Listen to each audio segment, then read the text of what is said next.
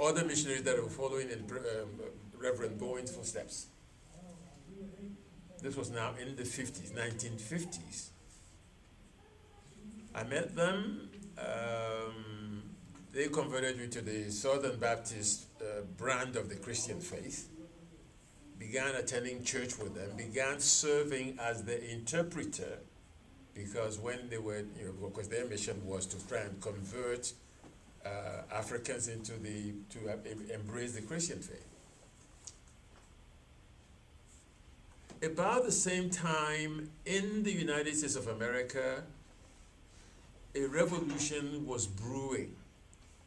Revolution in the area of race relations.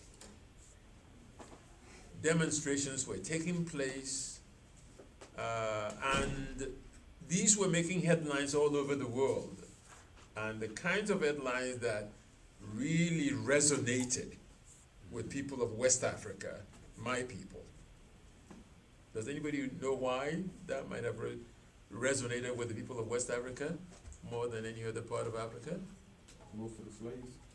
Most of the slaves were captured. Most of the slaves, 90-something% of the slaves that were captured along the west coast of Africa came from the west coast. Ghana was the Gold Coast then. Nigeria, what became Sierra Leone, what became Liberia, that in fact it was referred to as the Slave Coast.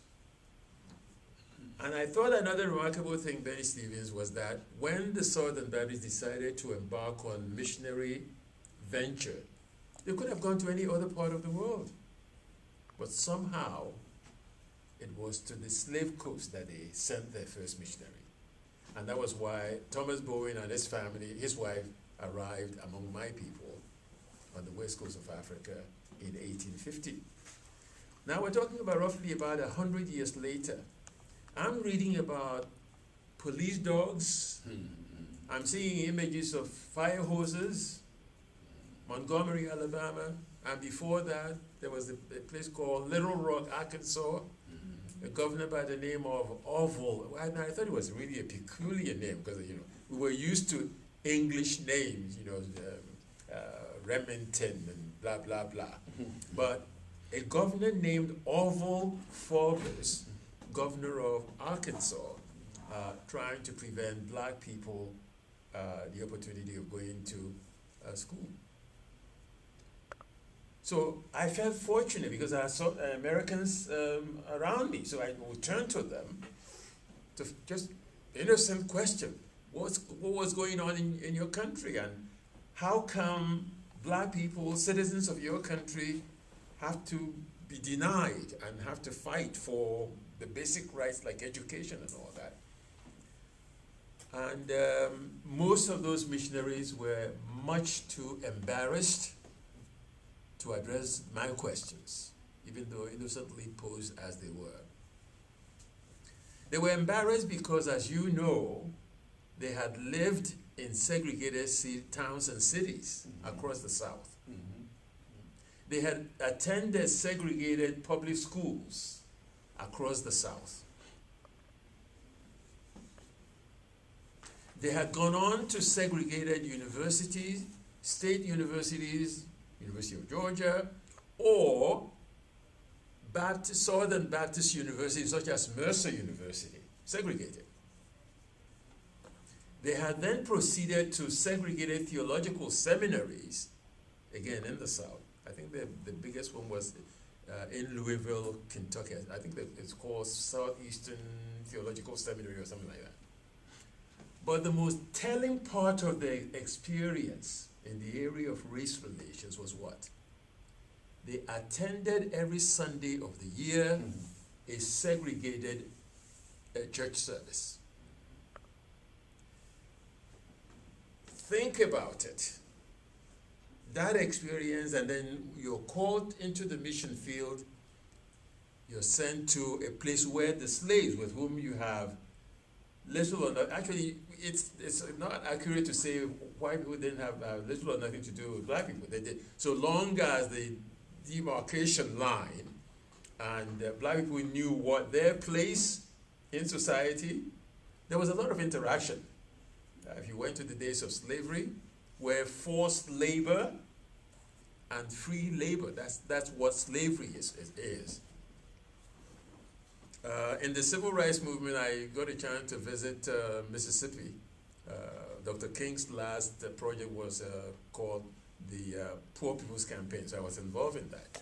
And we ended up, the southern caravan of the Poor People's Campaign was beginning in a tiny place. I was becoming to realize the historical significance of what was about to happen. I had a summer job in downtown Macon in a baby shop. The people that owned that shop had two stores in downtown Macon. One was Mary Lou shop, which was for ladies, basically, adults, and they also had a baby shop they called Young Colony, where they sold a lot of baby and young people's clothes. And I worked that summer. I worked at Young Colony, and when I got that job, the people that owned the two stores were very, very supportive, and they told their staff that was there, they said, "Oh, Benny's going to work here this summer, but he's going to Mercer University in the fall," and we're very happy about that. So probably about 3 days after that, I was hanging up some baby clothes, getting ready for sale, and one of the sales ladies came over and she said, "So you going to Mercer in the fall?" I said, "Yes, ma'am, I am." She said, "Well, you're not going to make it." I said, "Really?" She said, "Yeah, I'm not trying to scare you or anything, but I have a niece that went to Mercer, and she's very smart, and she dropped out in her freshman year because Mercer's a hard school. You're just not going to make it." She said, "I wish you luck, but you're not going to be able to do that." Well, she just didn't know Benny Stevens. That was a challenge. And she was correct.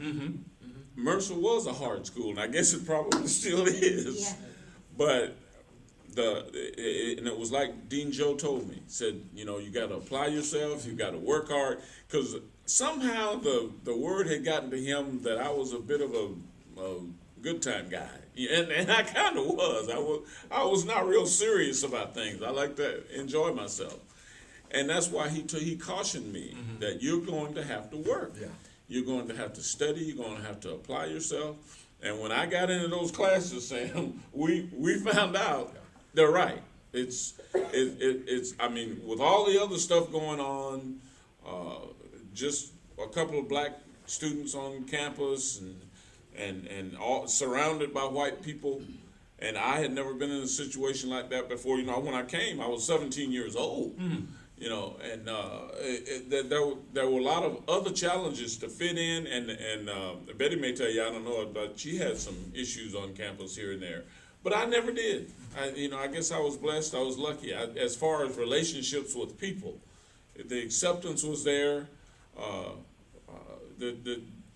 People would say hello, and as we took classes, if anybody could help with what we had to do, if we had study groups, that was fine. We did that, but the biggest challenge was just being able to do the work, the curriculum. And I was kind of fortunate because Mercer was on the quarter system then, 3 quarters, and that first quarter at Mercer was 4 quarters. 4 quarters, 3 Including the summer, 4 quarters. Okay. That first quarter at Mercer was largely a review for a blessing to me of what I had for my senior year in high school in English and math and physics. All of that stuff was, I was so surprised that it was the same material, but it was deeper. You had to think more. You had to apply yourself more. And I was able to do that. And that freshman year, I had 3 classes. Started at 8 o'clock in the morning. Basically, I was done around noon or 1 p.m. I'd go home, get something to eat, take a nap, because I walked back and forth to school. I was only about 10 minutes from the campus. And up until my senior year, when I finally was able to save up enough money to buy a car, I walked back and forth. So usually I was kind of tired by the time noon rolled around. But then around 6 in the evening or 7, my grandmother had a card table, and she would set it up in the middle of the living room, and they would all go away. And I had stuff spread out on that card table, I think for the whole 4 years that I was there. But I would work and work and work until sometimes maybe 2, 3 o'clock in the morning. And the whole time that I was at Mercer, in fact, from probably about my 9th year in high school, or 9th grade or 10th grade, I had a newspaper route. And there were many days when I would stop studying at 2 or 3 o'clock in the morning, maybe sleep for an hour, and then get up and go get my newspapers to deliver my paper route. And when I got done with that, it was time to get cleaned up and go to class. So it was it was just a time when, like he said, you got to apply yourself. I mean, you're not going to be able to do this just by osmosis. You got to work at it. Yeah. Okay, I know.